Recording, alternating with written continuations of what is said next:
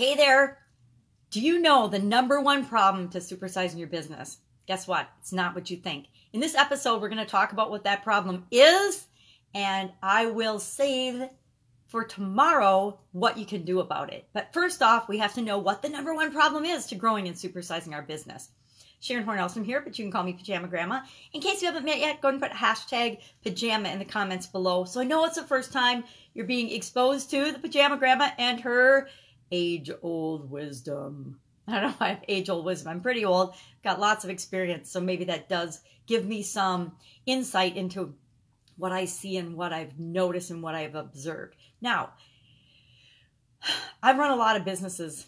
I've worked for a lot of businesses, and I continue to consult with and coach a lot of business owners these days. And the number one thing I see, I'm not going to tell you what it is yet because I don't want you to get all butthurt and stop listening to me before I even get started. But we all have things that we think are the biggest problem in our business. But it's not the employees. It's not labor issues. It's not lack of money. It's not resources. It's not, I can't get the cheese to make the ravioli. It's not regulations or the government or even religion. It's not the environment. It's not the economy. It's not politics. It's not anything outside of your organization that is your number one problem. Okay, that's kind of a big indicator. Oh, it's in my organization. So that's kind of a wake-up call. So what's going on in my business, no matter what it is, that's where the problem lies, inside my business. Okay? All right. Yep, in my business, because the biggest problem in your business and in any business, and this is the part that's going to hurt, is you. You as the owner of your business are always the biggest problem and the biggest challenge for your business. Now, what do I mean by that? And I know this because I realized that when I was growing several of my businesses, I was the problem. It was either my ego was getting in the way and I wasn't seeing things for the way they really were. I wasn't seeing competition the way it really was. I wasn't seeing what we were providing for our customers as the primary thing that we needed to do. We needed to serve our customers. We didn't need to just create the biggest, best possible version of whatever the product or service was that we were selling to them. It was our ego that was in the way. It was like, okay, we've got to be the best. We've got to beat the competition. But that didn't necessarily mean we were serving our customers the best. Limiting beliefs, I got a bunch of them, just like most human beings. So as a business owner and a leader, if I'm not cognizant of and paying attention to where I am causing problems because of my beliefs, believing in one of my businesses, I believed that I knew how to do certain things better than anybody else.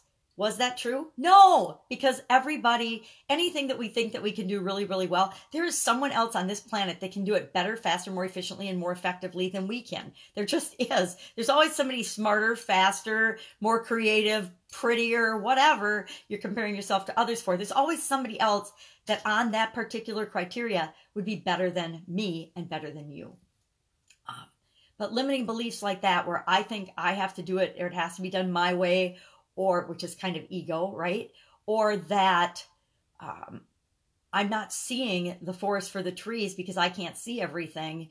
Anything like that. Anything when I'm expecting people to be or do things exactly my way, that's going to cause problems and challenges within my organization. And the other reason that we are the biggest problem in our businesses is because we're often the bottleneck.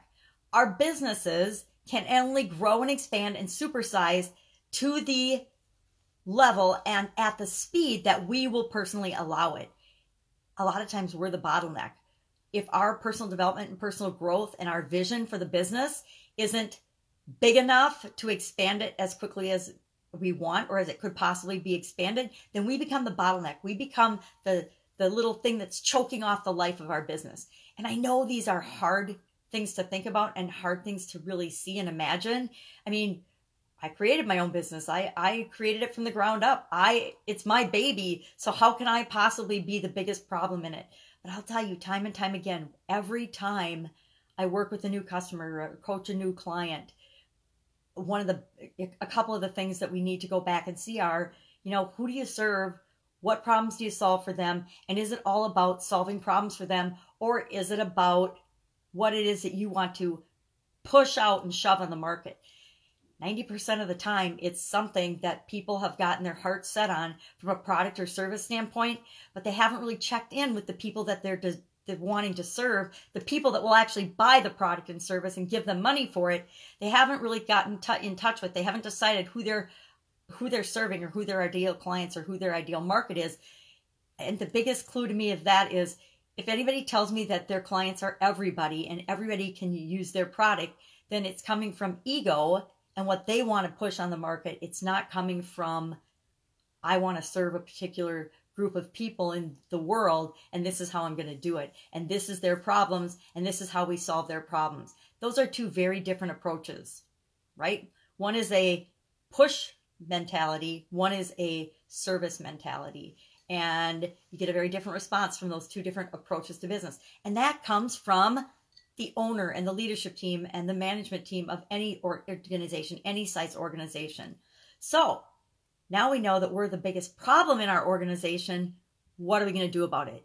Don't worry, I'm going to share that with you tomorrow, because I've got 3 specific steps that you can take immediately to make sure that you are no longer the biggest problem in your organization. So you can enter the world of the top 3% of all businesses on the planet by knowing that not only are you the biggest problem, but you are also the savior. You are the hero. You are the person. You are the only person that can change and turn this around and solve this problem for your organization. So not only are you the problem, but you're also the solution. And we'll talk about that tomorrow.